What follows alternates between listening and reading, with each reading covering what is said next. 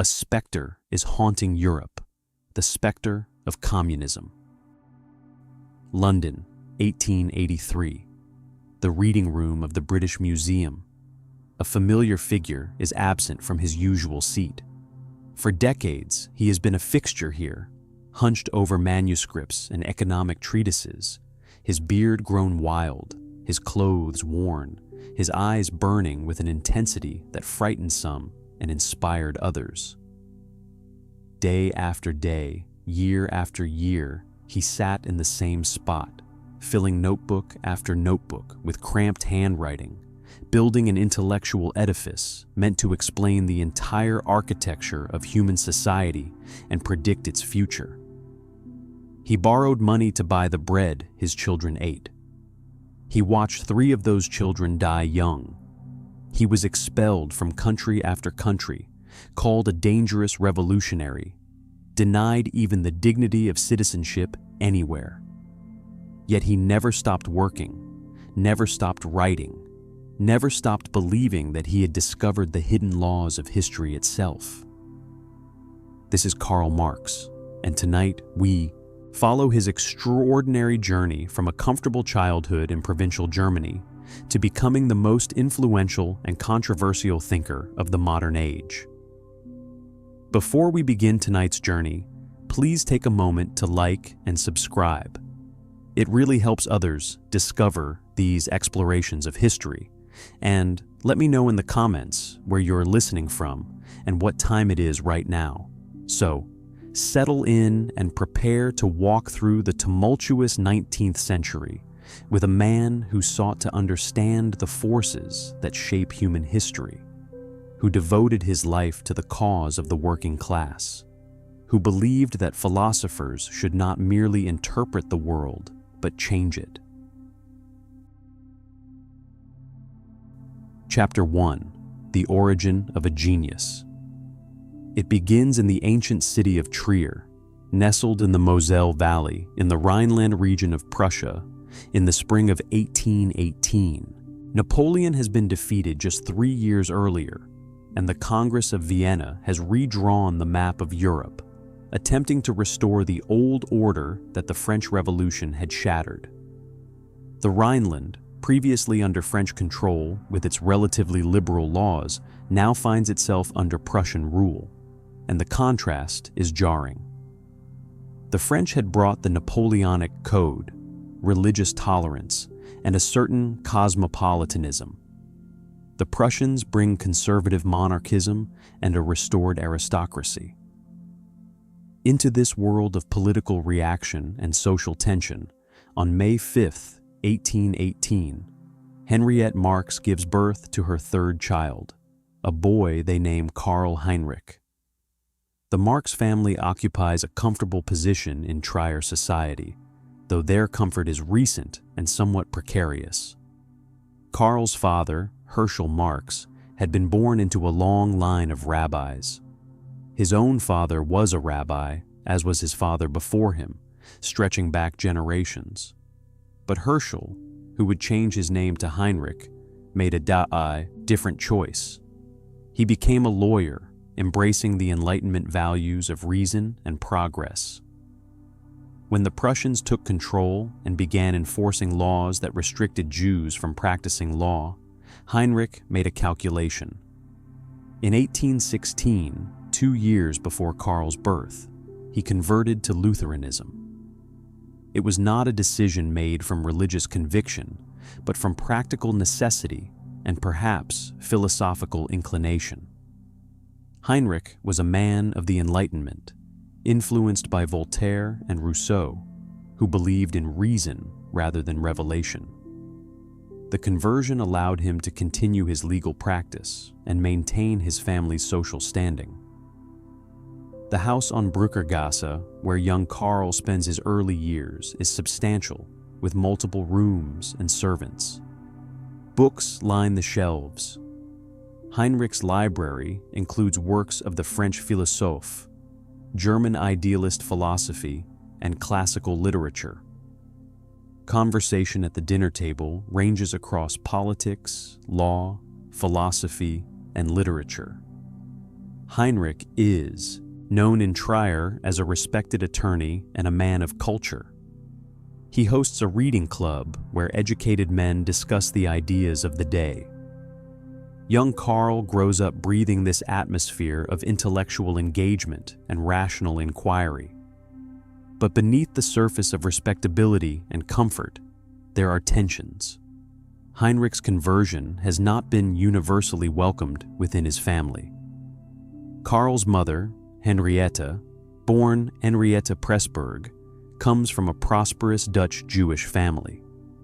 She converts to Christianity only in 1825, when Karl is 7 years old, and the conversion seems to have been even more pragmatic than her husband's, driven by social necessity rather than any real conviction.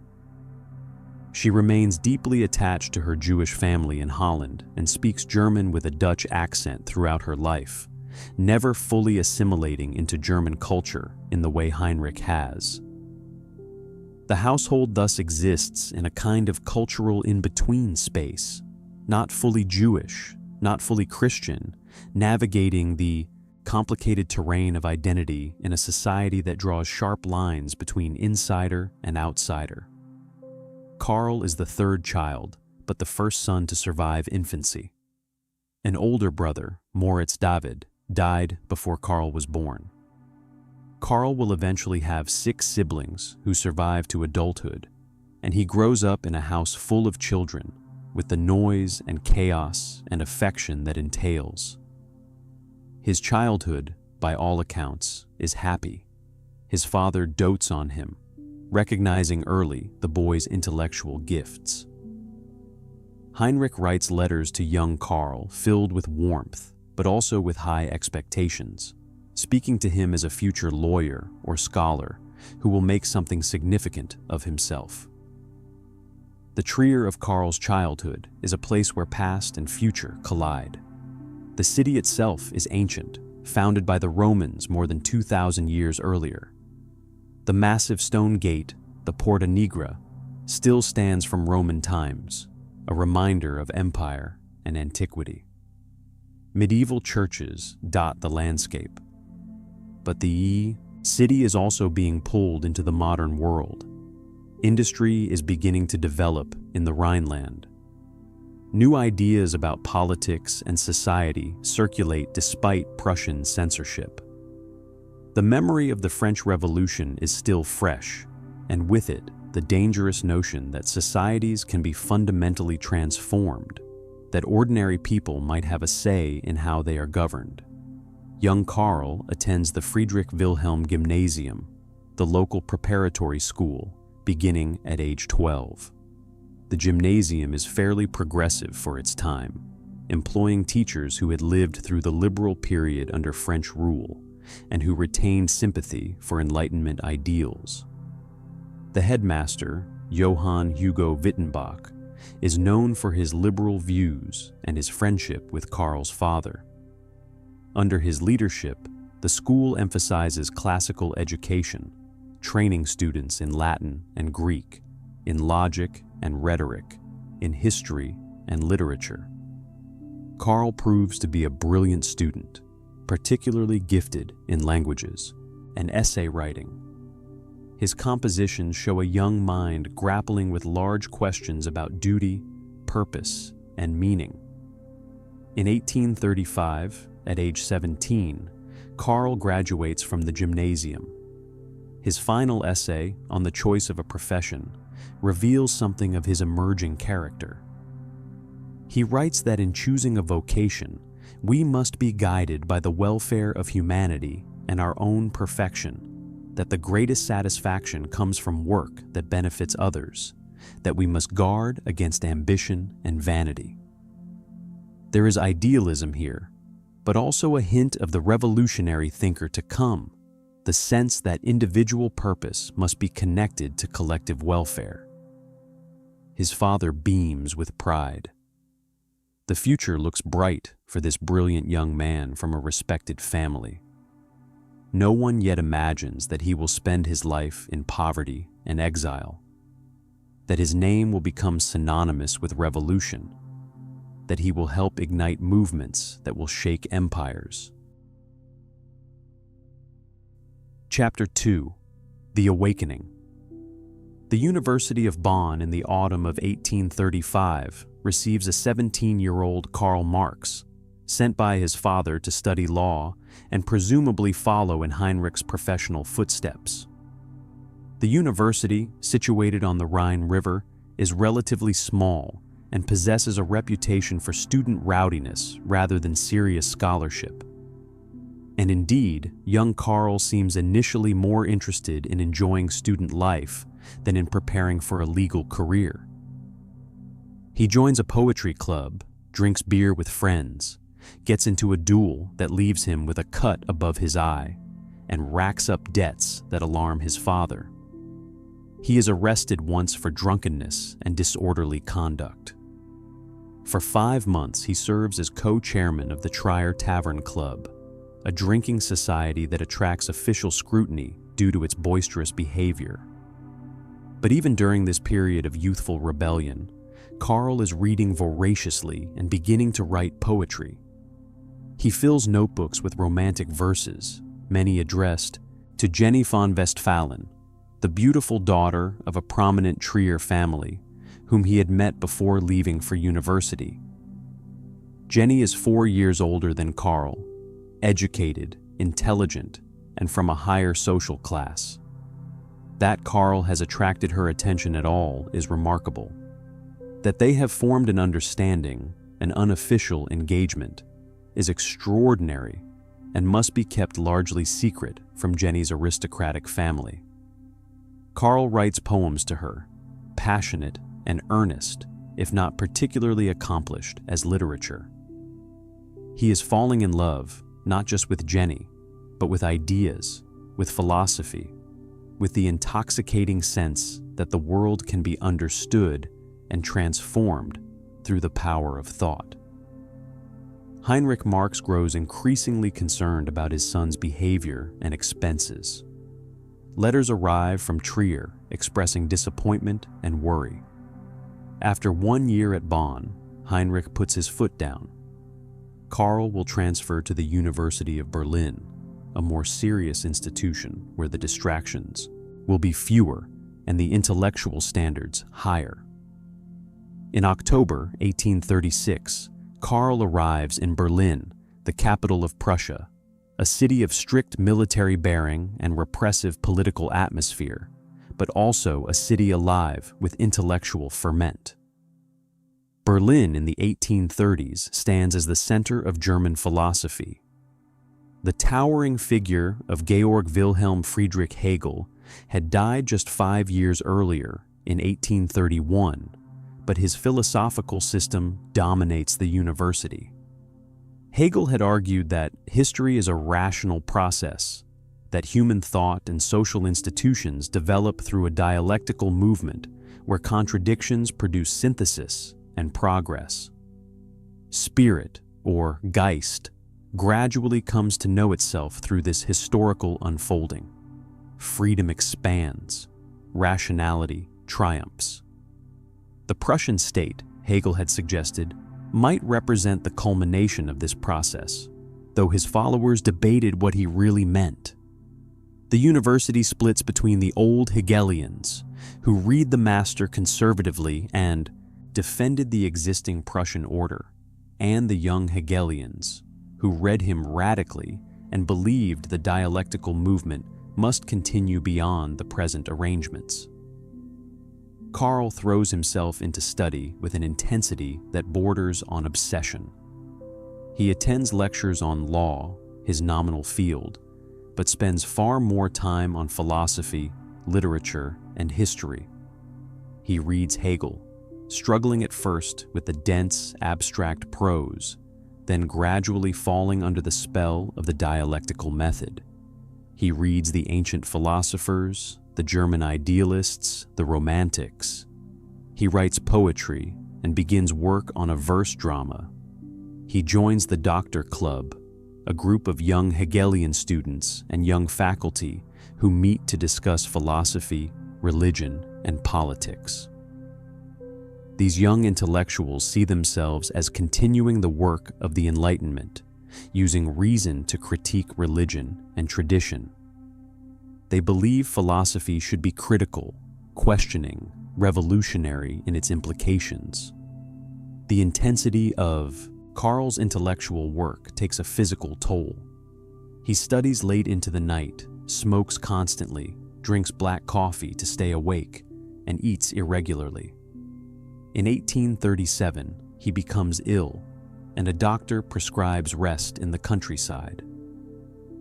During this recuperation, Karl experiences something like a conversion.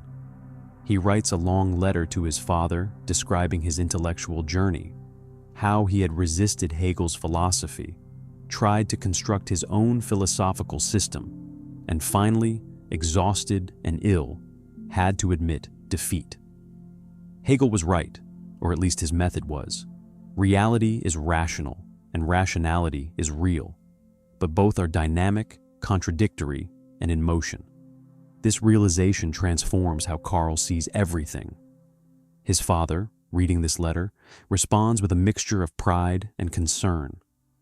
Heinrich recognizes his son's brilliance, but worries about his fanaticism, his disregard for practical matters, his seeming inability to finish things.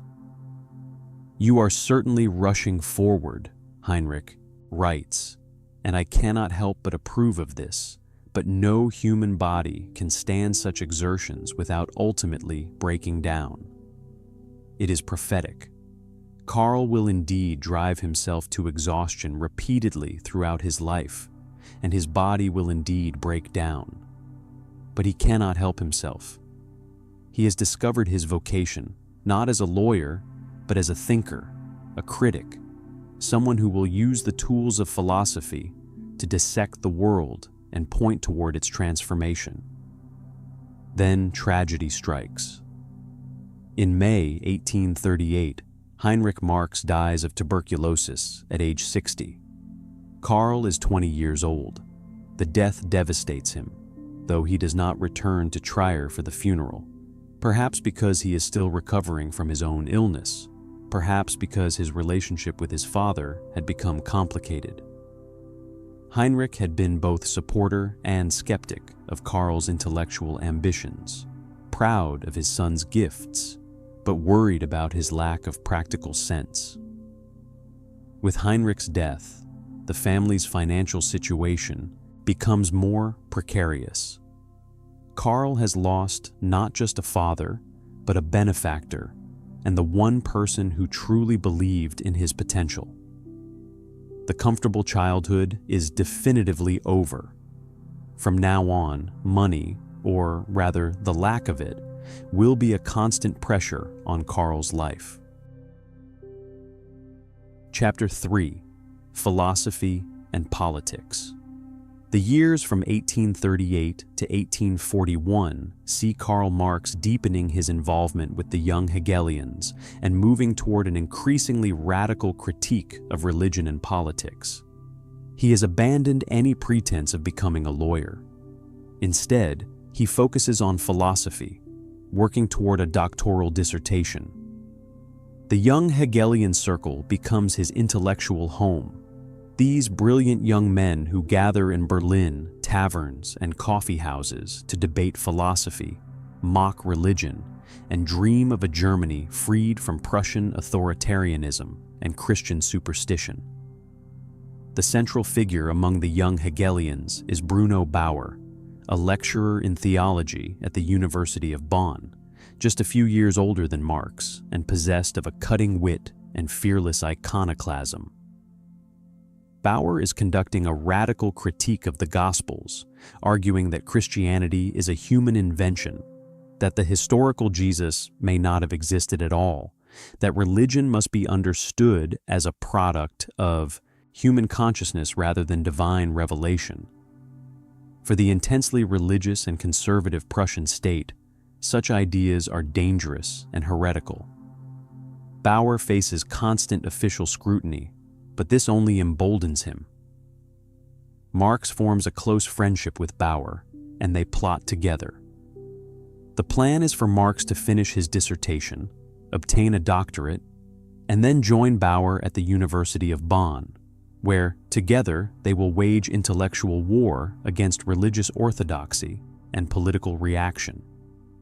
Marx's dissertation, completed in 1841, compares the natural philosophy of Democritus and Epicurus, two ancient Greek atomists. On the surface, it appears to be a dry academic exercise in the history of philosophy. But Marx uses the contrast between these two thinkers to explore questions about freedom, necessity, and human agency.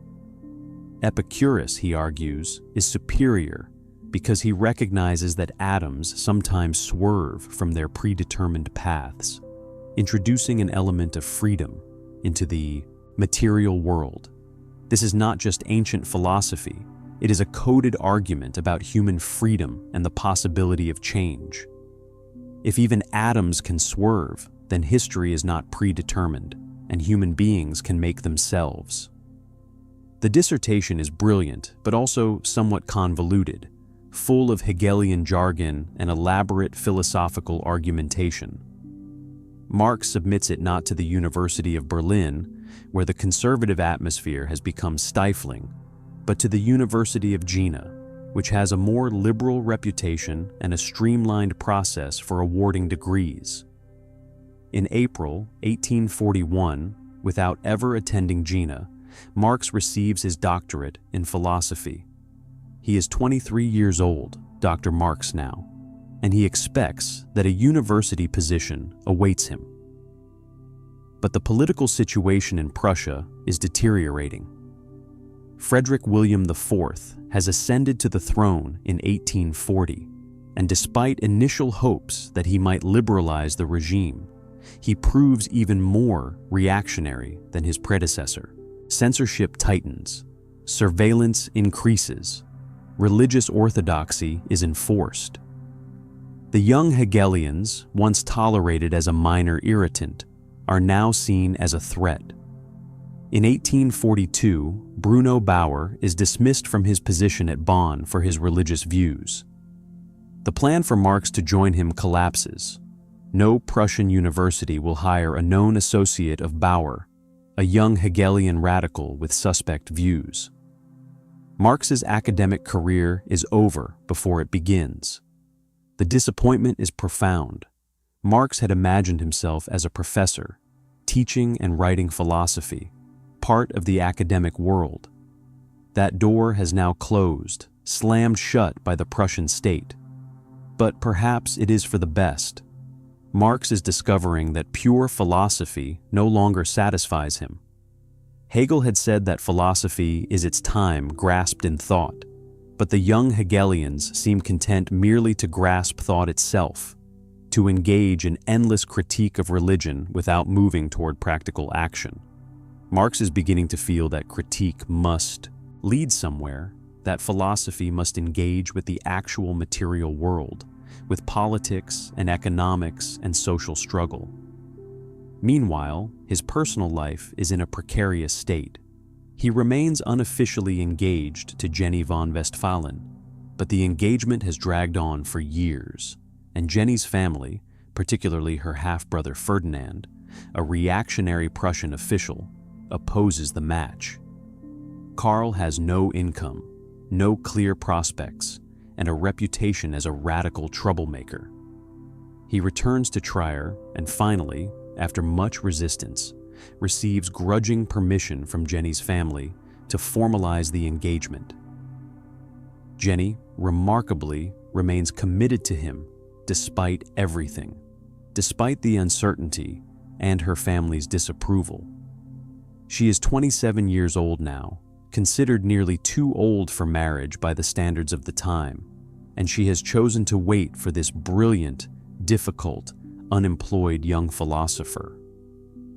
But Karl cannot marry without income. He needs a position, some way to support himself and a future wife. The answer comes from the Rhineland, from the emerging German bourgeoisie who are chafing under Prussian autocracy and want a voice. A group of liberal businessmen and intellectuals in Cologne are establishing a newspaper, the Rheinische Zeitung, intended to advocate for a constitutional government, freedom of the press, and economic modernization. They need editors and writers. Marx, with his doctorate and his gifts as a writer, seems like an obvious choice. In October 1842, he moves to Cologne and begins writing for the paper. Within months, he becomes the editor-in-chief. At 24 years old, Karl Marx is no longer a philosopher locked in academic abstraction. He is a journalist, engaging with the messy world of politics, economics, and social conflict. The transformation has begun. Chapter 4: The Education of a Revolutionary. Cologne in 1842 is a bustling commercial city on the Rhine, Germany's most important waterway. It is a center of trade and early industrialization, with factories, merchants, and a growing working class. The bourgeoisie here are more liberal than the Junker aristocracy that dominates Prussia, more interested in economic freedom and political reform. They want a constitutional government that will give them a voice, limits on royal power, and an end to feudal restrictions on commerce. The Rheinische Zeitung is their vehicle, and Karl Marx, young and brilliant and radical, is their editor. Marx throws himself into journalism with the same intensity he brought to philosophy. He writes editorials on freedom of the press, criticizes the Prussian government, defends the rights of the poor. One of his early articles concerns a law that criminalizes gathering deadwood in forests. For centuries, the poor have collected fallen branches for fuel, a customary right that is now being abolished to protect the property interests of landowners. Marx writes a devastating critique, arguing that the law transforms what was common right into theft, that it privileges private property over human need, that it reveals how the state serves the interests of the propertied classes. This is Marx beginning to think about class, about how economic interests shape law and politics. Another article deals with the conditions of the wine-growing peasants along the Moselle River, not far from Trier, where Marx grew up. These peasants are suffering under Prussian trade policies that favor industrialists while harming agricultural producers. Marx investigates their situation, talks to them, documents their poverty.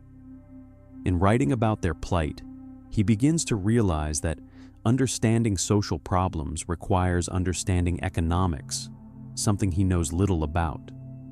Philosophy alone is not enough. He needs to study political economy to understand how wealth is produced and distributed, how economic systems shape social relations. The Rheinische Zeitung, under Marx's editorship, becomes increasingly bold in its criticism of the Prussian state. Circulation grows. The paper gains influence. But this success attracts official attention. The censors, who are supposed to review every issue before publication, begin objecting to more and more articles. Marx engages in cat-and-mouse games with the censorship, using philosophical language to smuggle in radical ideas, publishing late to avoid the censor's scissors. But the Prussian authorities are not amused. They put pressure on the paper's financial backers. They increase censorship. In January 1843, the government announces that the Rheinische Zeitung will be shut down effective April 1st. Marx is furious, but also, perhaps, a bit relieved. The strain of running the paper, of fighting daily battles with censors, of trying to satisfy both the liberal bourgeois shareholders who want cautious reform and his own increasingly radical convictions, has exhausted him. The experience has taught him important lessons. He has learned that the state is not a neutral arbiter, but an instrument of class power. He has learned that the bourgeois liberals, despite their talk of freedom, will quickly compromise with authority when their property interests are threatened. He has learned that theoretical critique must be grounded in material reality, in the actual economic and social conditions of people's lives. With the paper shut down and no prospect of another journalistic position in Prussia, Marx makes two decisions. First, he will marry Jenny. Finally, after a 7-year engagement, they can be poor together. Second, he will leave Prussia, leave Germany altogether if necessary. France beckons, particularly Paris, where political exiles gather, where socialist ideas circulate, where revolution is always in the air. On June 19, 1843, Karl Marx and Jenny von Westphalen are married in a Protestant church in Kreuznach, a spa town near Trier where Jenny's mother lives. Jenny is 29, Karl is 25. She is aristocratic, beautiful, and well-educated, sacrificing social position to marry this difficult, penniless radical. It is a love match, passionate and committed, though it will be tested severely in the years ahead. They honeymoon in Switzerland, then return to Kreuznach, where they spend the summer and early fall. Marx uses this time to study intensively. He reads and takes notes on history, particularly the French Revolution and the development of the modern state. He reads and annotates Hegel's philosophy of right, working toward his own critique. These notebooks, rediscovered in the 20th century, show Marx in the process of breaking with his philosophical past, moving toward a materialist understanding of society. He is beginning to formulate the idea that civil society, the sphere of economic life, determines the political state rather than the other way around. This is a revolutionary inversion of Hegel. It is the beginning of historical materialism. In October 1843, Karl and Jenny leave Germany for Paris.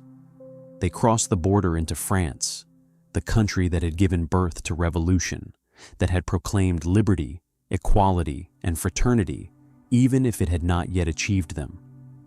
They are newlyweds, in love, full of hope, despite having almost no money. Karl carries notebooks full of ideas and a burning conviction that he has something important to say. Jenny is pregnant with their first child. They have no idea that they will spend most of the rest of their lives in exile, moving from country to country, never fully welcome anywhere. Paris awaits, and with it a new phase of Marx's development, the transformation from philosopher to revolutionary. Chapter 5. Among the Communists. Paris in the 1840s is the revolutionary capital of Europe, a city where exiles from every corner of the continent gather to plot, argue, and dream. The French Revolution of 1789 may have ended in empire and then restoration, but its memory lives on. The July Revolution of 1830 had overthrown one king and installed another. In the streets and cafes and workers' clubs, people discuss socialism, communism, republicanism, democracy.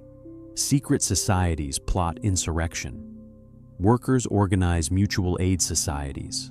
Utopian thinkers propose schemes for a better world. For a young radical like Marx, Paris is intoxicating. The Marxes settle into a small apartment on Rue Vanneau in the left bank. Their first child, Jenny, nicknamed Jennichin, is born in May 1844. Money is tight. They live on a small allowance from Jenny's mother and whatever Marx can earn from writing, but there is intellectual excitement. Marx meets Heinrich Heine, the great German poet, living in exile, and they become friends, bonded by their shared Rhineland origins and their biting wit. He meets Pierre-Joseph Proudhon, the French socialist thinker who had recently published What is Property, and answered his own question with, "Property is theft." They meet regularly to discuss philosophy and politics, sometimes talking through the entire night. Most importantly, Marx encounters the world of communist workers and thinkers. In Paris, there are German workers' associations, groups of artisans and craftsmen who have emigrated for work and who discuss socialist and communist ideas. Marx attends their meetings, listens to their discussions, and is impressed by their intelligence and commitment. He reads the works of French socialists like Henri de Saint-Simon, Charles Fourier, and Étienne Cabet. He studies the communist ideas of thinkers like Wilhelm Weitling, a German tailor who argues that communism is the logical fulfillment of Christianity. Marx is moving beyond critique of religion and philosophy toward a focus on economics and class struggle. In Paris, Marx also meets the man who will become his lifelong friend and collaborator, Friedrich Engels. Engels is the son of a wealthy German textile manufacturer, 2 years younger than Marx, tall, athletic, fond of riding and fencing, seemingly everything Marx is not. But Engels has been radicalized by his experience managing his father's factory in Manchester, England. He has seen firsthand the brutal conditions of industrial workers, the poverty and exploitation, the grinding misery of the factory system. He has written a powerful book, The Condition of the Working Class in England, documenting what he witnessed. When Engels and Marx meet in August 1844 at the Café de la Régence, they stay up talking for 10 days, discovering they have arrived at similar conclusions from different directions. It is the beginning of one of the most important intellectual partnerships in history. Together, Marx and Engels begin to hammer out their understanding of society and history. They are moving toward what will later be called historical materialism, the idea that the economic structure of society, the way people produce and exchange goods, forms the foundation on which political, legal, and ideological structures are built. History is driven not by ideas or great men, but by class struggle, by the conflict between those who own the means of production and those who must sell their labor to survive. Every society contains contradictions that drive it toward transformation. Feudalism gave way to capitalism. Capitalism, they believe, will give way to socialism, and eventually to communism, a classless society where the means of production are collectively owned. These ideas are taking shape in articles and manuscripts. Marx is writing for the Deutsch-Französische Jahrbucher, a journal he is co-editing with Arnold Ruge, an older, young Hegelian. The journal only publishes one issue before financial problems and political differences between Marx and Ruge kill it. But that single issue contains 2 important essays by Marx. On the Jewish question, critiques both political emancipation and the limits of liberalism, arguing that true human emancipation requires moving beyond bourgeois society altogether. Contribution to the critique of Hegel's philosophy of right contains Marx's famous statement that religion is the opium of the people, a critique that sees religious consciousness as both a protest against suffering and an illusory compensation that prevents real change. But Marx is also writing something else, something he will not publish in his lifetime. The economic and philosophic manuscripts of 1844, as they later become known, are Marx's first sustained attempt to grapple with political economy. He reads Adam Smith, David Ricardo, Jean-Baptiste Say, the founders of classical economics. He analyzes wages, profit, rent, trying to understand how capitalism works, and he develops the concept of alienation, the idea that under capitalism, workers are estranged from the products of their labor, from the labor process itself, from their own human essence. Work, which should be the expression of human creativity and power, becomes instead a means of mere survival, something external and oppressive. These manuscripts, rough and unfinished, show Marx working toward an understanding of capitalism not just as an unjust system of distribution, but as a form of social relations that deforms human life itself. The Prussian government is watching Marx's activities with growing alarm. In 1845, they pressure the French government to expel him. On February 3rd, Marx receives an order to leave France within 24 hours. He is stunned. Where can he go? Not back to Germany, where arrest awaits. He decides on Brussels, the capital of Belgium, which has a relatively liberal government and a large community of political exiles. On February 5th, 1845, Karl and Jenny and baby Jennichin cross the border into Belgium. They have been in Paris for only 16 months, but it has been a transformative period. Marx has completed his break with philosophy and embraced revolutionary communism. He has found his life's work and his collaborator. Now he must continue that work in yet another exile. Chapter 6. The Forging of a Theory. Brussels in 1845 is a city of contrasts, a capital of a newly independent nation that is industrializing rapidly while retaining medieval guild structures and traditional social hierarchies. Belgium had gained independence from the Netherlands in 1830, and its constitutional monarchy is more liberal than most European states, allowing freedom of press and assembly, at least in theory. The city attracts political refugees from across Europe, German, French, Italian, and Polish radicals who cannot safely remain in their home countries. Into this milieu of exile and agitation, the Marx family settles into modest lodgings. Life in Brussels is a constant struggle with poverty. Marx has no regular income. He borrows money from friends, receives occasional support from his mother back in Trier, though she resents his political activities and considers him a wastrel. Jenny is pregnant again. Their second daughter, Laura, is born in September 1845. They move from one cheap apartment to another, always one step ahead of creditors. Marx spends what little money they have on books, filling their rooms with economic treatises and historical works, materials for the great work he is planning. Jenny manages the household, writes letters for Karl, copies his manuscripts in her elegant handwriting, and somehow maintains her spirits despite the privation. But Marx is productive in these years, perhaps the most intellectually productive period of his life. With Engels, who visits frequently and provides financial support, he is working out the systematic critique of existing socialism and the positive formulation of their own communist theory. They write The German Ideology, a massive, sprawling manuscript that will not be published until after Marx's death. In it, they settle accounts with their young Hegelian past, mocking the pretensions of thinkers like Bruno Bauer, who believe that criticism of ideas is itself revolutionary.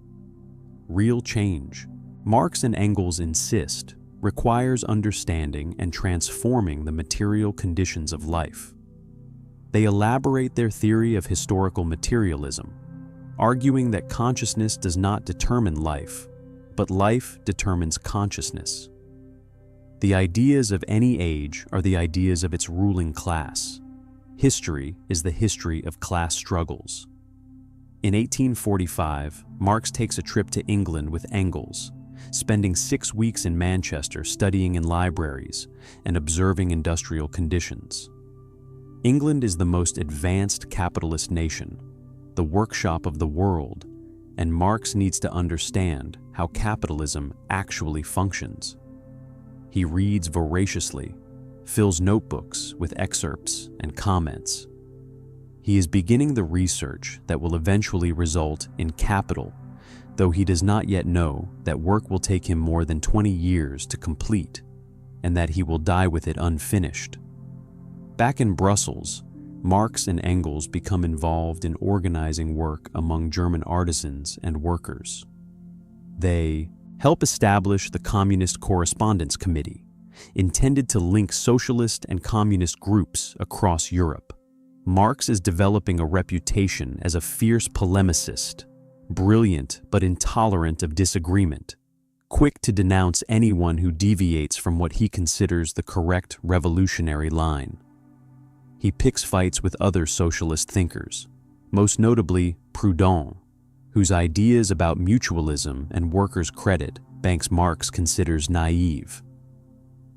In 1847, he publishes The Poverty of Philosophy, a scathing attack on Proudhon's philosophy of poverty.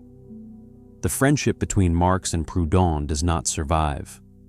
In 1847, Marx and Engels are invited to join the League of the Just, a secret society of German workers that is reorganizing itself as the Communist League. At a congress in London in November 1847, Marx and Engels are commissioned to write a manifesto explaining the League's principles and aims. They work on it through the fall and winter, Engels drafting preliminary versions, Marx producing the final text.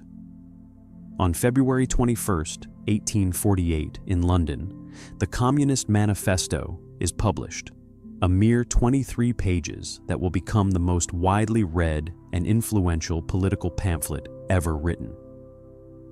A specter is haunting Europe, the specter of communism. So begins the manifesto, with a phrase that is echoed down through history.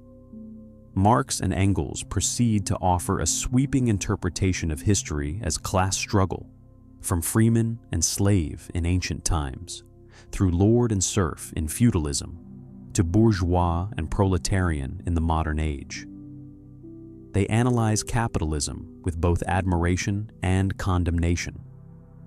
The bourgeoisie, they write, has accomplished wonders, has created more massive and colossal productive forces than all previous generations combined. But it has also reduced all human relations to naked cash payment, has torn away the sentimental veil from family relations, has created its own gravediggers in the proletariat. The manifesto calls for the working class to unite, to overthrow the bourgeoisie, to abolish private property in the means of production, to create a society without classes. Workers of all countries, unite. The manifesto's timing could not be more perfect. Within days of its publication, revolution breaks out in Paris. King Louis Philippe is overthrown, a republic is proclaimed. Revolution spreads across Europe like wildfire, to Vienna, to Berlin, to Venice, to Budapest. The barricades go up. The old order seems to be crumbling. After decades of reaction following Napoleon's defeat, the peoples of Europe are rising up, demanding constitutions, national independence, social reform. Marx and Engels, who had predicted that revolution was inevitable, suddenly find themselves in the middle of one. Chapter 7. The Revolutionary Moment. The news from Paris electrifies the exile community in Brussels. Revolution has broken out in France. The monarchy has fallen. A republic has been proclaimed. All across Europe, the revolutions of 1848 are beginning, that extraordinary year when it seemed the entire continent might be transformed. Marx and Engels, who have just published their manifesto calling for workers to unite, now have a chance to participate in the revolution they have theorized. But first, Marx must deal with the Belgian government, which is alarmed by the contagion of revolution and is cracking down on foreign radicals. On March 3, 1848, Marx is arrested and expelled from Belgium, given 24 hours to leave. Jenny, who went to the police station to seek his release, is herself arrested and held overnight in a cell with prostitutes, a humiliation she will never forget. The family hastily packs what little they own and leaves Brussels. An invitation has arrived from the new provisional government in France, welcoming political exiles to return to Paris. They cross the border once more, refugees again, but this time returning in triumph to a revolutionary city. Paris in March 1848 is euphoric. The people have risen, the king has fled, the workers are armed and organized in national workshops. Socialist ideas circulate freely. Louis Blanc, a socialist, sits in the provisional government. The red flag flies alongside the tricolor. Marx plunges into political activity, meeting with workers' groups, trying to organize German workers in Paris to return to Germany and spread the revolution. He believes the revolution must move eastward, that Germany must have its own 1789, that the German bourgeoisie must be pushed to complete their own democratic revolution before the workers can make a socialist one. In April, Marx returns to Germany, to Cologne specifically, now possible because revolution has spread to Prussia and the king has been forced to grant a constitution. Marx immediately begins organizing another newspaper, the Neue Rheinische Zeitung, resurrecting the name of his earlier paper. He raises money from sympathetic businessmen, gathers a staff of radical journalists, and begins publishing in June. For the next year, Marx is a revolutionary journalist, using his paper to push the revolution leftward, to criticize the weakness of the liberal bourgeoisie, to support the democratic and national movements across Europe, to argue for more radical social transformation. The paper is brilliant, biting, fearless. Marx writes on the June days in Paris, when the French government brutally suppressed a workers' uprising, killing thousands. He sees this as a turning point, the moment when the bourgeoisie revealed its true nature, siding with reaction against the workers. He writes on the struggles in Vienna, in Berlin, in Italy. He supports the Hungarians fighting for independence from Austria. He argues that the German Revolution must complete its democratic tasks, must unify Germany, must abolish feudal remnants before the working class can make its own revolution. But across Europe, the revolutionary tide is ebbing. In France, Louis Napoleon Bonaparte, nephew of the great Napoleon, is elected president, beginning his path toward dictatorship. In Austria, the imperial forces regroup and crush the revolution in Vienna. In Italy, the national uprisings are defeated. In Prussia, the king regains his nerve. His forces reassert control. The brief moment of freedom is closing. The reaction is setting in. By early 1849, the Prussian authorities have had enough of Marx and his newspaper. He is indicted for insulting the king and inciting rebellion. In court, Marx defends himself brilliantly, turning the trial into a political platform. The jury acquits him, to popular applause. But the government is not deterred. In May 1849, Marx receives another expulsion order. He must leave Prussian territory. The Neue Rheinische Zeitung publishes its final issue on May 19th, printed entirely in red ink, a defiant farewell. Marx writes the last editorial, declaring that their parting words will be emancipation of the working class. Marx tries to go to Paris, but the French government, now reactionary, refuses him permission to stay in the capital and orders him to a remote department in Brittany, essentially internal exile. He refuses this humiliation. There is only one place left to go, the one country in Europe that still allows political refugees, despite its own conservative government: England. In late August 1849, Karl Marx arrives in London expecting to stay a few months until the political situation in Europe changes.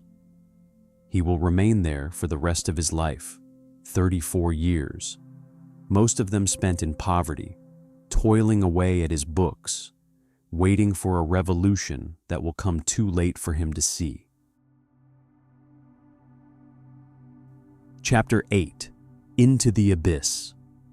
London in 1849, the largest city in the world, capital of the British Empire, center of global trade and finance, is also a city of shocking poverty and squalor. Behind the grand facades of Westminster and Mayfair lie the teeming slums of Whitechapel and Seven Dials, where the poor live in conditions of unimaginable misery. The Thames reeks with sewage.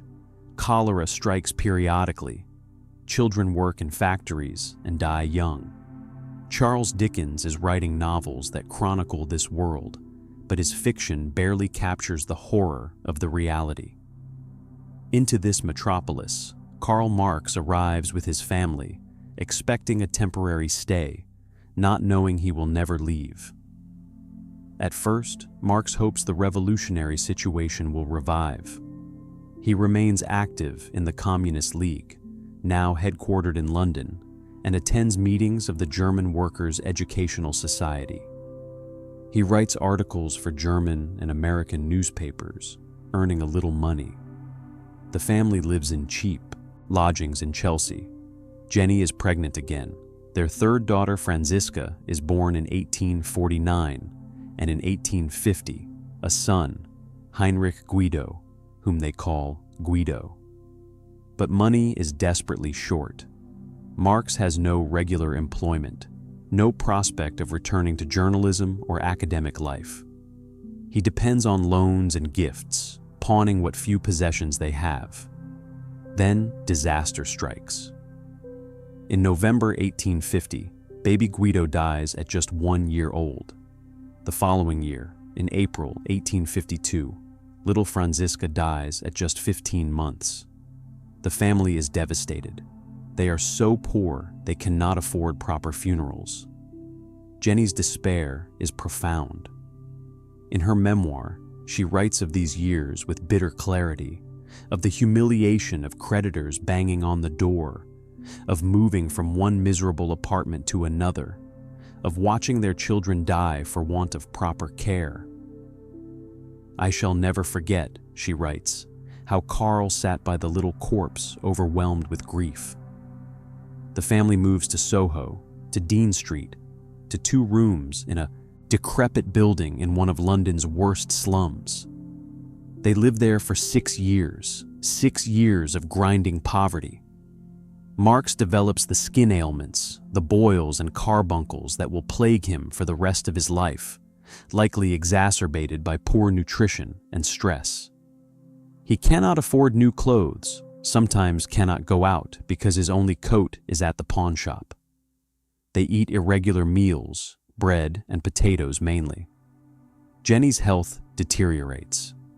The children, Jennichin, Laura, and Eleanor, born in 1855, grow up in these dire conditions, playing in streets filled with garbage, breathing air thick with smoke and disease. Yet somehow, Marx continues to work. He spends his days at the British Museum, in the great circular reading room under the dome, taking the same seat day after day, studying political economy. He reads everything he can find on economics, on industrial conditions, on commercial crises. He fills notebook after notebook with excerpts, comments, and calculations. He is working toward a comprehensive critique of political economy, a work that will explain the inner workings of capitalism and predict its eventual collapse. This work will become Capital, but that is still years away. For now, he is accumulating knowledge, developing his theory of surplus value, of how capitalists extract profit from workers' labor. To survive financially, Marx begins writing articles for the New York Daily Tribune, the largest circulation newspaper in America. Horace Greeley, the editor, is interested in European affairs and willing to pay for informed analysis.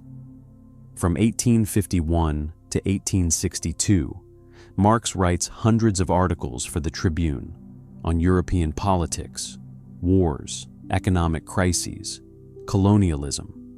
Many are written with Engels' help. Some are entirely by Engels and signed with Marx's name. The money keeps the family barely afloat, though it is never enough. Engels becomes the lifeline. In 1850, he had reluctantly returned to Manchester to work in his father's firm, Ehrman and Engels, a textile factory. He hates the work, despises the hypocrisy of bourgeois life, but he needs money, and he needs money to support Marx. For the next 20 years, Engels will send Marx a regular allowance, will pay his debts, will support the entire Marx family. Without Engels, Marx could not have continued his work.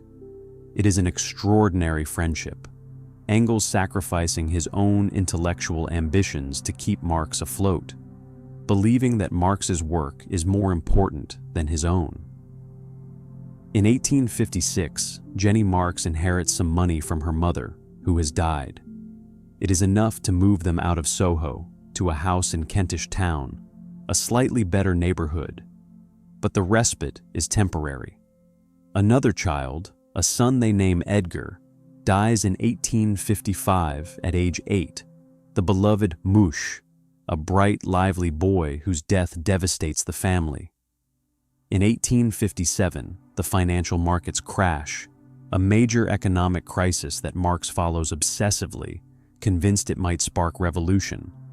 It does not, but studying the crisis helps Marx refine his economic theories. Through all this misery, Marx is not an easy man to live with. He can be domineering, intolerant, quick to anger. He demands absolute quiet when he works, flying into rages if disturbed. He can be cruel in his polemics, making bitter enemies over doctrinal disputes that seem trivial to outsiders. Yet he is also capable of great warmth and affection. His daughters adore him, recalling how he told them stories, played with them, encouraged their education. Jenny, despite everything, remains devoted to him, managing the household, copying his manuscripts, maintaining her dignity even in poverty. Their relationship is passionate and complex, full of love but also strained by years of hardship. Chapter 9. Capital and Crisis. By the early 1860s, Marx has been working on his critique of political economy for nearly 2 decades. He has filled dozens of notebooks with research, drafted and redrafted chapters, pursued tangents and digressions. The work keeps growing, becoming more ambitious, more comprehensive. He wants to explain not just capitalism's functioning, but its origins, its laws of motion, its contradictions, its inevitable crises. It is a monumental task, perhaps impossible, but Marx is driven by the conviction that understanding capitalism is the key to overthrowing it. In 1857 and 1858, Marx writes a series of notebooks that later scholars will call the Grundrisse, or outlines. These rough drafts and preliminary sketches contain some of his most interesting ideas, including his theory of alienation, his analysis of machines and automation, his speculation about how a post-capitalist society might organize production. But at the time, these notebooks are just preparatory work. Marx is trying to find the right architecture for his book, the right way to present his argument. In 1859, he publishes A Contribution to the Critique of Political Economy, intended as the first installment of his economic work. The book is dense, difficult, filled with Hegelian terminology. It does not sell well or attract much attention. The preface, however, contains a clear statement of historical materialism. Marx's theory that the economic base of society determines its political and ideological superstructure. This becomes one of Marx's most quoted passages, his attempt to sum up in a few pages the worldview he has developed over decades. Meanwhile, the family's financial situation remains precarious. In 1860, Engels' father dies, and Engels inherits a partnership in the Manchester firm. This improves his finances, and therefore Marx's. The allowance Engels sends increases. The Marx family is able to move to a larger house in Maitland Park, a respectable, middle-class neighborhood. The daughters are growing up, receiving an education unusual for girls at the time. Jenny is brilliant. Laura is vivacious. Eleanor is passionate. Marx delights in them, calls them his little witch, little fox, and little parrot. But tragedy strikes again. In 1860, Jenny Marx discovers that the family's housekeeper, Helene de Muth, who has been with them since Brussels, has had a child years earlier, in 1851, a boy given away to foster parents in London. The father is Karl Marx. This revelation devastates Jenny. The betrayal is profound, made worse by the fact that Engels had claimed paternity to protect Marx's reputation. The crisis nearly destroys the marriage. Jenny becomes ill with smallpox, her beauty ravaged by the disease. But somehow they survive this too. Jenny forgives, or at least does not leave. Helene stays on, loyal to the end. The illegitimate son, Freddie de Muth, grows up knowing nothing of his parentage, working as a craftsman, occasionally seeing Eleanor Marx, his half-sister, who never learns the truth. In the early 1860s, Marx becomes involved in the International Workingmen's Association, founded in London in 1864. The International, as it is known, brings together trade unionists, socialists, anarchists, and radicals from across Europe in an attempt to coordinate working-class movements. Marx joins the General Council and becomes the dominant intellectual force in the organization. He writes the International's founding address and its provisional rules, documents that are more accessible and less abstract than much of his economic writing. The International gives Marx a platform, makes him a significant political figure in working-class movements, brings him back into practical political work after years of isolated study. But his main focus remains his book.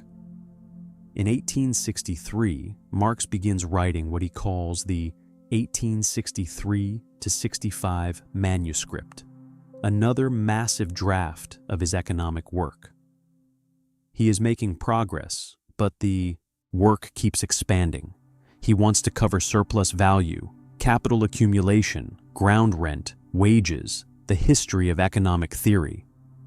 The structure proves difficult. How should he organize all this material? He settles on a plan for 6 books, but will never complete more than the first. Finally, in 1867, Marx completes the manuscript of Capital, Volume 1. In April, he travels to Hamburg to deliver the manuscript personally to his publisher and to oversee the printing. The book is published in September 1867, nearly 800 pages in German, the culmination of decades of work. The subtitle is A Critique of Political Economy.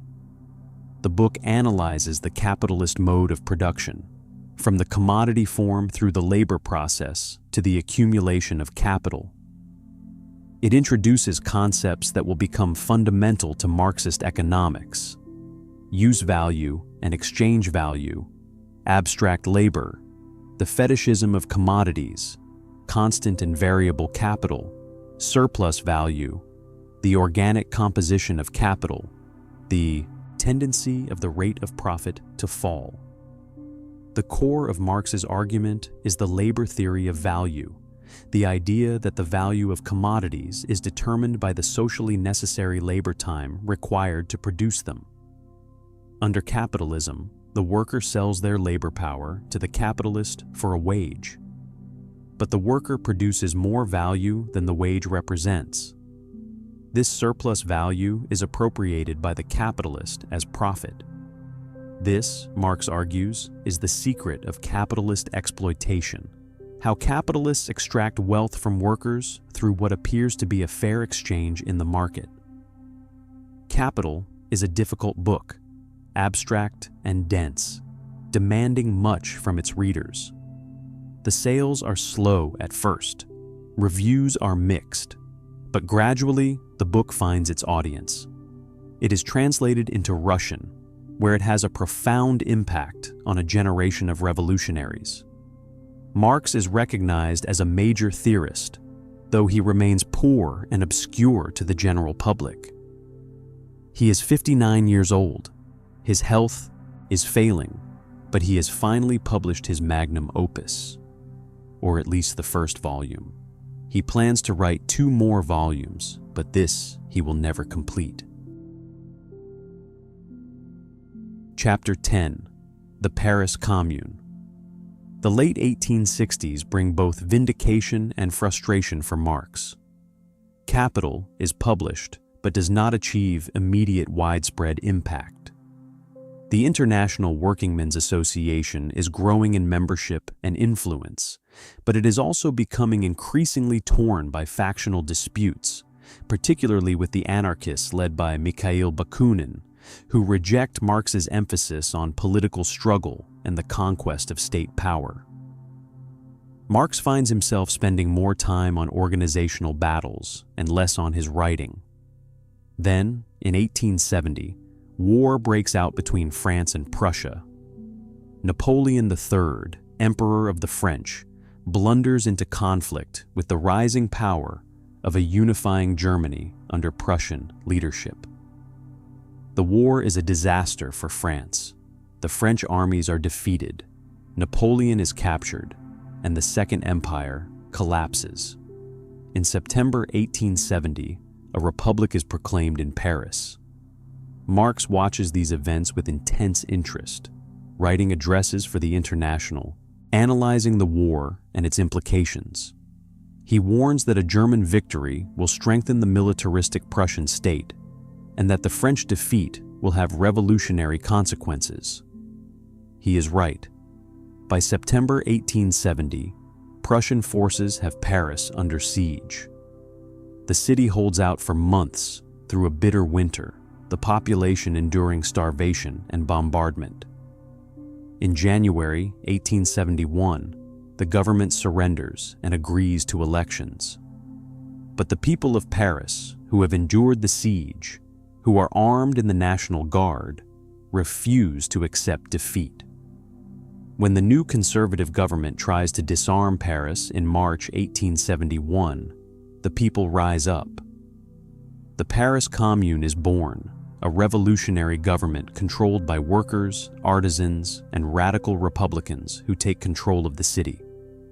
For 72 days, from March 18th to May 28th, 1871, the Paris Commune rules. It is an extraordinary experiment. The Commune abolishes conscription, declares the separation of church and state, remits rents, establishes workers' cooperatives. Women participate in political life as never before. The red flag flies over City Hall. Communards speak of creating a new society, a republic of workers. Marx follows events with excitement and anxiety. He does not know many of the Commune's leaders personally, and he has doubts about some of their measures. But here's the working class actually holding power, trying to create something new. It cannot last. The French government, based at Versailles, makes a deal with the Prussian occupiers. The Prussian army stands aside while French forces prepare to retake Paris. In late May, government troops enter the city. What follows is called Bloody Week, 7 days of brutal street fighting. The communards fight barricade by barricade, but they are outnumbered and outgunned. As government forces advance, some communards execute hostages, including the Archbishop of Paris. The communards set fire to government buildings. Paris burns. The repression is savage. Government forces execute thousands of communards, often summarily, shooting prisoners against walls throughout Paris. Perhaps 20,000 are killed in total, the bloodiest massacre in French history. Thousands more are arrested, tried, and deported to penal colonies. The Commune is drowned in blood, its dream extinguished in violence that shocks even hardened observers. Marx in London writes The Civil War in France, an address for the International analyzing the Commune. It becomes one of his most widely read political writings. He defends the Commune, argues that it represented the first genuine workers' government in history, claims it as vindication of his theories. The Paris Commune, he writes, was essentially a working-class government, the product of the struggle of the producing against the appropriating class, the political form at last discovered under which to work out the economic emancipation of labor. The International distributes the address across Europe. For the first time, Marx achieves notoriety beyond radical circles. Newspapers across Europe denounce him as the leader of a vast conspiratorial organization, the Red Doctor, who commanded the Commune from London. None of this is true. Marx had no connection to the Commune's leadership, but the myth persists. The aftermath of the Commune is bitter. The International is blamed for the uprising, banned in many countries, harassed by police. Internal conflicts intensify. Bakunin and his anarchist faction accuse Marx of authoritarianism, of wanting to establish a dictatorial state. Marx, exhausted by the battles, maneuvers to transfer the International's headquarters to New York in 1872, effectively killing it. The first great international workers' organization dissolves in acrimony. But Marx has gained something too. He is now famous, or infamous, recognized as the leading theorist of revolutionary socialism. His ideas are spreading, translated into multiple languages, debated in workers' circles and socialist parties forming across Europe. The Commune, despite its defeat, has shown that workers can take power, if only briefly. The question is no longer whether revolution is possible, but how and when it will come. Marx believes he has provided the analysis, the theoretical tools for understanding capitalism and overthrowing it. Now it is up to the working class to act. Chapter 11. The final decade begins. The 1870s are a decade of decline for Marx, both physically and intellectually. He is in his 50s, and his body is breaking down after years of poverty, poor nutrition, overwork, and stress. The carbuncles that have plagued him for years worsen, erupting painfully on his body and making it difficult to sit or work. He suffers from insomnia, headaches, liver problems, bronchitis. He tries various cures, visiting spas and seaside resorts, but nothing brings lasting relief. His appearance changes. He grows thin. His once dark beard turns white. His posture stoops. He looks like an old man. His intellectual work also stalls. Volume 1 of Capital has been published, but volumes 2 and 3 remain unfinished, existing only as draft manuscripts and notes. Marx continues to work on them intermittently, revising and expanding, but he cannot seem to bring them to completion. He gets bogged down in details, pursuing tangents about ground rent or commercial capital, filling notebooks with calculations and excerpts from other economists. Engels, who visits regularly from Manchester, urges him to finish the work, to publish what he has, but Marx is a perfectionist, unable to let go until everything is exactly right. Part of the problem is that Marx's research keeps expanding. He is reading more widely than ever, studying subjects far beyond economics. He learns Russian so he can read Russian economists and historians in the original. He studies anthropology, reading Lewis Henry Morgan's work on ancient societies and taking detailed notes. He investigates pre-capitalist economic formations, looking at communal land ownership in Russia, village communities in India, clan structures in Ireland. He is trying to understand whether non-European societies might follow a different path to socialism, whether Russia, still largely agricultural and with its tradition of village communes, might bypass capitalism altogether. Meanwhile, the family's circumstances have improved somewhat. Engels finally retires from his father's firm in 1869 and moves to London, settling near the Marx family in Regent's Park. His financial support becomes more generous and regular. The Marxes can afford a more comfortable house, can eat decent meals, can afford occasional luxuries. The daughters are grown now. Jenichin marries Charles Longuet, a French socialist and communard who had fled to London after the Commune's defeat. Laura marries Paul Lafargue, a Cuban-French socialist who had been Marx's student. Eleanor, the youngest, remains at home, serving as her father's secretary, copying his manuscripts, helping with his correspondence. But there is sadness too. Jenny Marx's health is deteriorating. Years of poverty and hardship have taken their toll. She develops liver disease, suffering pain and weakness. Marx watches his wife of nearly 40 years slowly decline, and he is helpless to stop it. Their relationship, tested by so much adversity, remains close. They still share intellectual interests, still discuss politics and ideas, still feel affection despite the strains. In 1881, Jenny dies. The disease has ravaged her body. Marx, devastated by grief, is too ill himself to attend her funeral. He sits in the next room while the ceremony takes place, overcome with sorrow. "The Moor is dead too," he says to Engels, using the nickname his family had given him because of his dark complexion.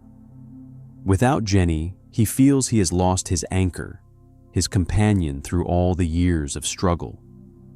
He sinks into depression, his health worsens, and he loses interest in work. The last 2 years of Marx's life are a slow decline. He travels, hoping the change will restore his health. He goes to Algeria, to Monte Carlo, to Switzerland, seeking sunshine and warm air for his worsening bronchitis. But nothing helps. His daughter Jenny Longuet dies in January 1883, leaving 6 young children. Marx, already weakened, is shattered by this loss. His favorite daughter, the brilliant Jenichin, dead at 38. He returns to London, but he has no strength left. On March 14th, 1883, Engels comes to visit Marx at his house on Maitland Park Road. He finds Marx in his study, sitting in his armchair, but something is wrong. Marx has fallen asleep, Engels thinks, but when he comes closer, he realizes the truth. Karl Marx is dead, gone peacefully in his chair at the age of 64.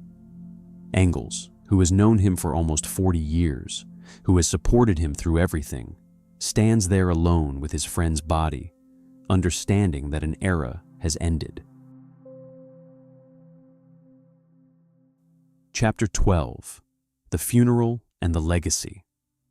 On Saturday, March 17th, 1883, a small group gathers at Highgate Cemetery in North London for the burial of Karl Marx. The weather is gloomy, typical for an English March, with gray skies and damp air. There are just 11 people in attendance at the graveside.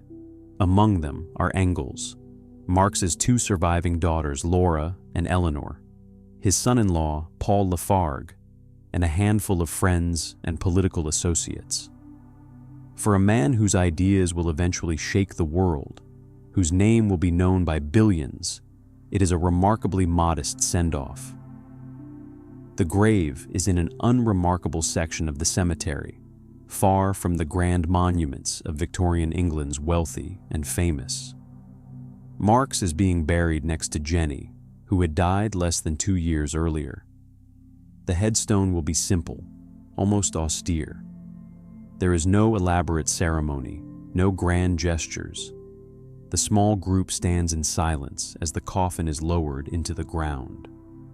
Engels steps forward to deliver the funeral oration. He speaks in English, his voice heavy with emotion, but also firm with conviction. He begins by noting the contrast between this sparse attendance and Marx's actual significance. On the 14th of March, at 2:45 in the afternoon, the greatest living thinker ceased to think. He had been left alone for scarcely 2 minutes, and when we came back, we found him in his armchair, peacefully gone to sleep, but forever. Engels continues, speaking of Marx's achievements. Just as Darwin discovered the law of development of organic nature, so Marx discovered the law of development of human history. This comparison to Darwin, the other great revolutionary thinker of the 19th century, is deliberate. Engels wants to establish Marx as a scientist, someone who discovered objective laws rather than merely expressing opinions. He speaks of Marx's theory of surplus value, his analysis of capitalism, his understanding that economic relations form the foundation of political and cultural life. But Engels also emphasizes Marx's practical importance as a revolutionary. Marx was before all else a revolutionist. His real mission in life was to contribute, in one way or another, to the overthrow of capitalist society and of the state institutions which it had brought into being, to contribute to the liberation of the modern proletariat. Science and revolution, theory and practice, these were unified in Marx's life and work. He was not content merely to understand the world, he wanted to change it.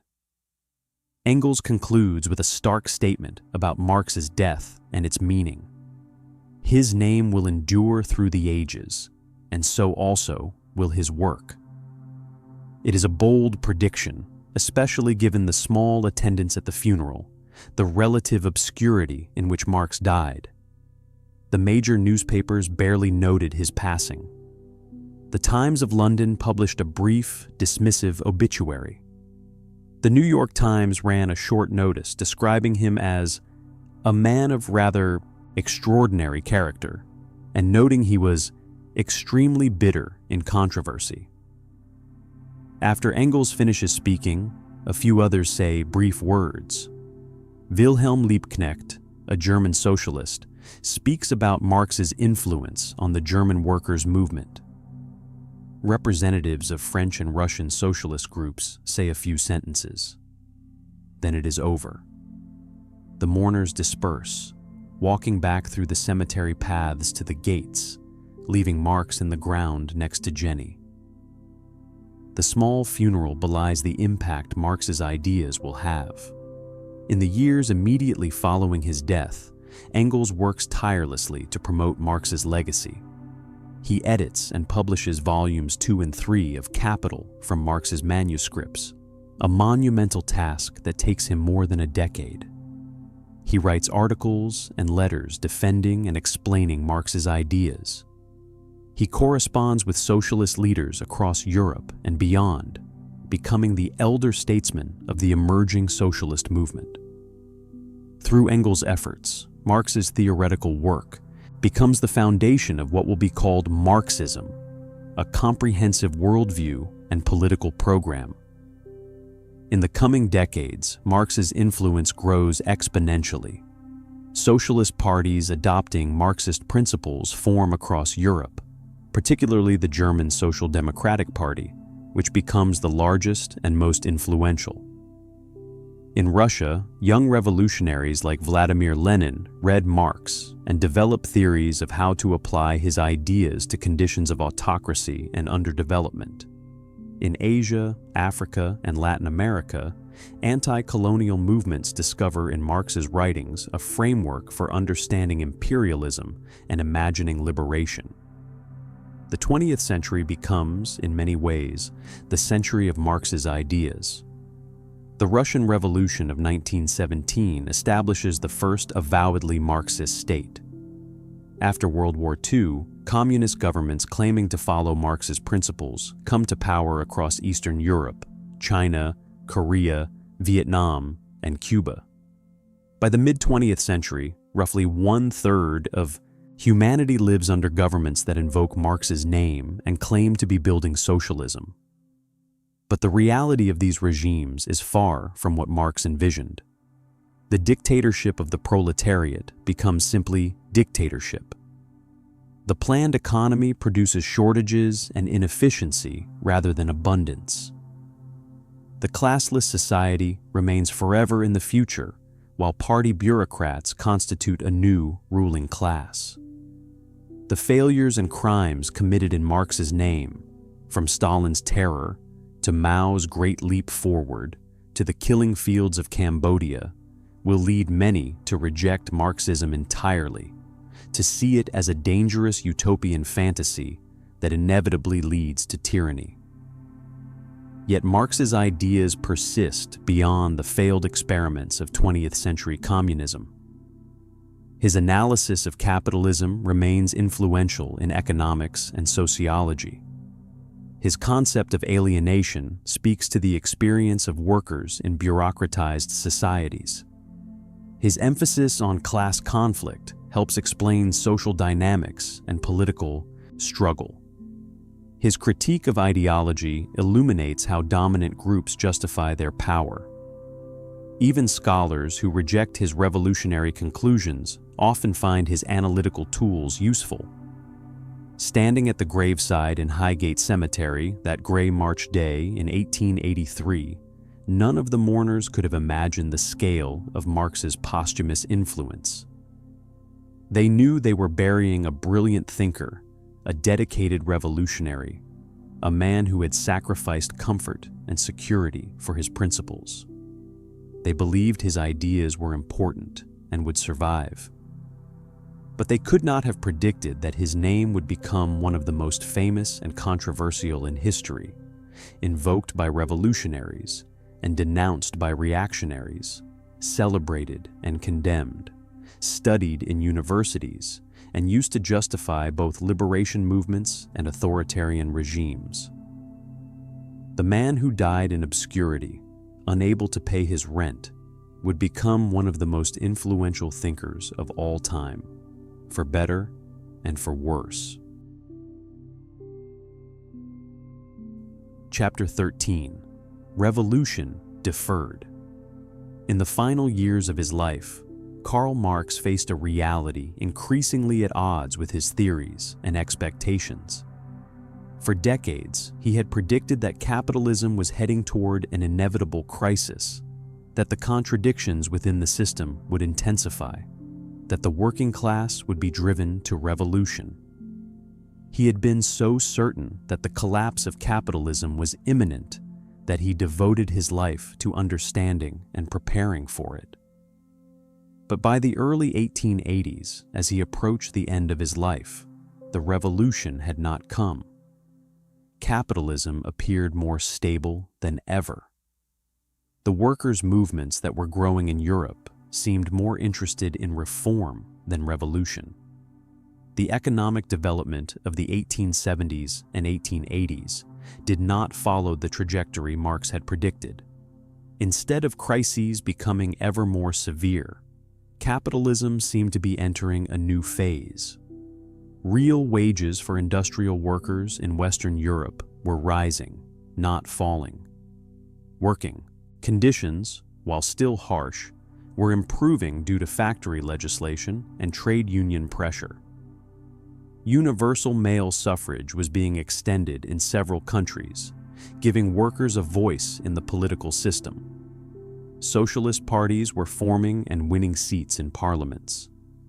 The working class was being integrated into capitalist society rather than driven to revolutionary desperation. Marx watched these developments with a mixture of satisfaction and concern.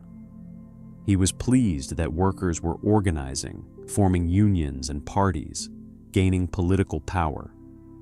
He supported the Social Democratic Party in Germany as it grew into the largest workers' party in Europe. But he worried that success in electoral politics would make workers reformist rather than revolutionary, that they would settle for better wages and working conditions within capitalism rather than fighting to overthrow it. The growth of imperialism also complicated Marx's analysis. European capitalism was expanding globally, conquering colonies in Africa and Asia, opening new markets, accessing cheap raw materials and labor. This imperial expansion seemed to relieve some of the internal pressures that Marx thought would drive capitalism to crisis. Profits from colonial exploitation could be used to buy off the working class at home, creating what Lenin would later call a labor aristocracy that benefited from imperialism and therefore had less interest in revolution. Marx's letters from this period show him grappling with these developments. He was particularly interested in Russia, where young radicals were debating whether Russia could skip capitalism and move directly from feudalism to socialism based on the village commune, the traditional form of collective land ownership.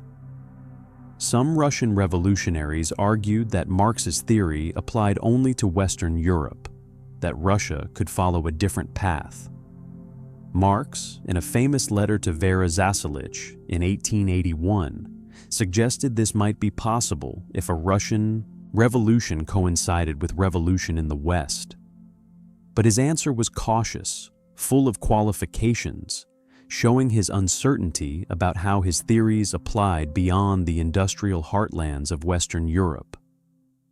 The rise of nationalism also challenged Marx's internationalism. Workers seemed more loyal to their nations than to their class.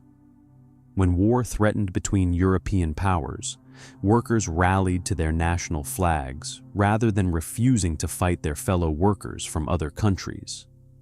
The International had collapsed partly because of national divisions. The workers of all countries had not united. They had remained stubbornly attached to their particular national identities and interests. Marx also had to confront the fact that some of his specific predictions had been wrong. He had predicted that small businesses would be driven out by large corporations, but small business persisted. He had predicted that the middle class would be proletarianized, forced down into the working class, but instead the middle class was growing, with the rise of white-collar workers, managers, and professionals. He had predicted increasing immiseration of workers, but real wages were rising. He had predicted ever larger economic crises, but while crises continued to occur periodically, they did not seem to be becoming more severe or threatening capitalism's survival. Some historians have argued that Marx, near the end of his life, was beginning to revise his views, recognizing that capitalism was more adaptable than he had thought, that revolution might not be as imminent as he had believed. His late writings and letters show a more nuanced, less apocalyptic view of historical development. He seemed more willing to consider multiple paths to socialism, more aware of the importance of specific national conditions, less certain about the inevitability of revolution. But Marx never abandoned his fundamental conviction that capitalism would eventually be overthrown, that it contained contradictions that would ultimately prove unsustainable, that the working class would eventually become the agent of revolutionary transformation. Even as he acknowledged setbacks and complications, even as he revised specific predictions, he held fast to the core belief that had motivated his life's work, that human history was moving toward a more just and rational organization of society, that capitalism was not eternal, but a historical phase that would pass away. His followers would interpret this in different ways. Some, like Edward Bernstein, would argue that the absence of revolution proved that Marx's catastrophic predictions were wrong, that socialism would come through gradual reform rather than violent upheaval. Others, like Rosa Luxemburg and Lenin, would argue that Marx had been right, but that the revolution required active leadership from a revolutionary party, that workers would not spontaneously rise up, but needed to be organized and led. Still others would argue that Marx's analysis was correct, but that the revolution would come in unexpected places, in the less developed parts of the world, rather than in the industrial heartlands he had focused on. The question of why the revolution Marx predicted did not occur when and where he expected has generated endless debate. Was his theory fundamentally flawed? Did capitalism prove more flexible and resilient than he realized? Did the welfare state and social democracy defuse revolutionary potential by providing reforms? Did imperialism postpone the crisis by exploiting the colonial world? Did nationalism prove stronger than class consciousness? Or was Marx essentially correct, but with a longer time frame than he anticipated? As Marx lay dying in 1883, he could not know that revolution would come to Russia in 1917, led by people who claimed to be following his theories. He could not know that by mid-20th century, roughly a third of humanity would live under governments claiming to be Marxist. He could not know that the great crisis of capitalism he predicted would appear to arrive in the Great Depression of the 1930s, or that capitalism would survive that crisis too. He died believing he had discovered the laws of history, but uncertain about when those laws would fully manifest, when the revolution would finally come, when the working class would at last fulfill its historical mission. Chapter 14: The Final Rest and the Century Ahead. The winter of 1883 was harsh on Karl Marx's failing body. He had been coughing for months, the chronic bronchitis that had plagued him worsening into something more serious. His lungs, weakened by years of smoking and living in damp London rooms, could not clear the infection. He grew weaker, spending more time in bed, struggling to breathe. The doctors could do nothing for him in an age before antibiotics, before modern medicine had much to offer against bacterial infections of the lungs. Engels visited daily, sitting by Marx's bedside, reading to him, discussing political developments, trying to cheer him. But they both knew the end was approaching. Marx was only 64, not ancient by any measure, but he was exhausted. Decades of poverty, of overwork, of emotional strain, of watching his children die, of exile and struggle had worn him out. His body was giving up, unable to fight anymore.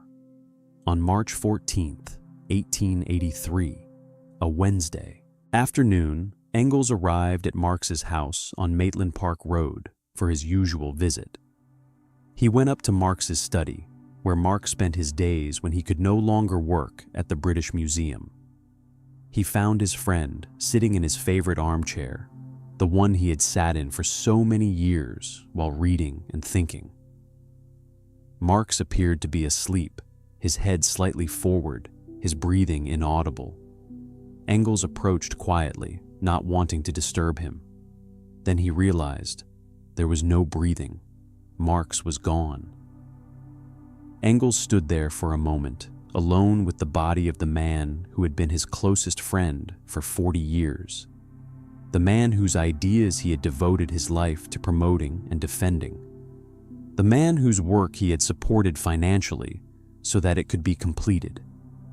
He felt overwhelming grief, but also a strange sense of fitness. Marx had died in his chair, surrounded by his books, in the room where he had spent so much of his life working. He had died peacefully, without suffering at the end, slipping away between Engels' visits as if choosing his moment. The family was devastated.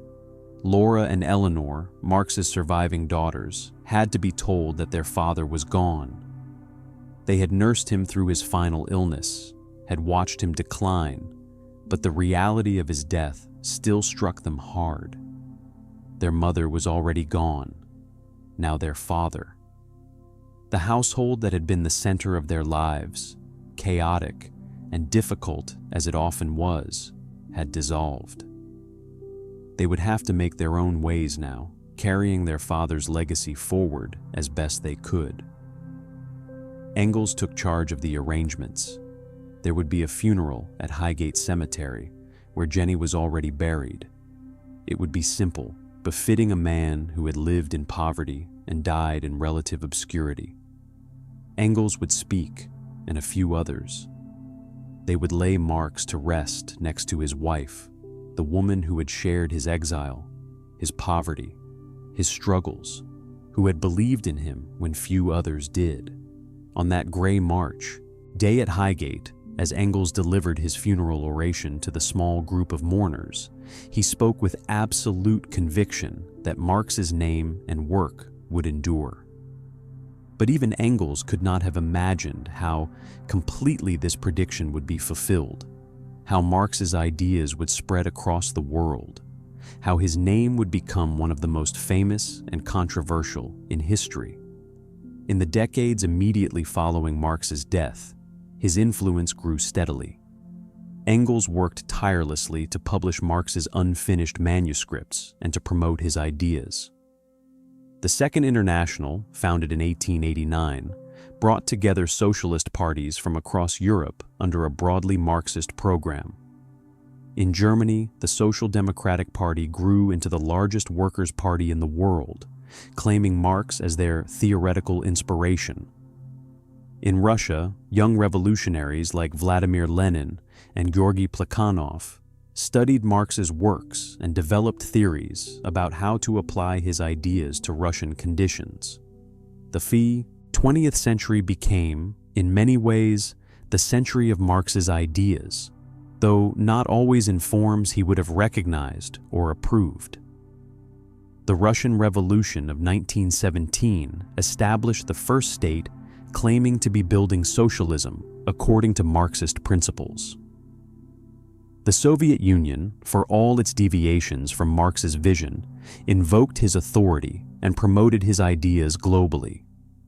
After World War II, communist governments claiming Marx's legacy came to power across Eastern Europe, China, Korea, Vietnam, Cuba, and parts of Africa. For several decades, the world was divided between capitalist and communist camps, with Marx's theories at the ideological center of one side.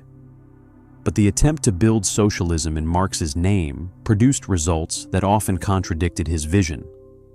The dictatorship of the proletariat became party dictatorship, and then personal tyranny under Stalin and Mao.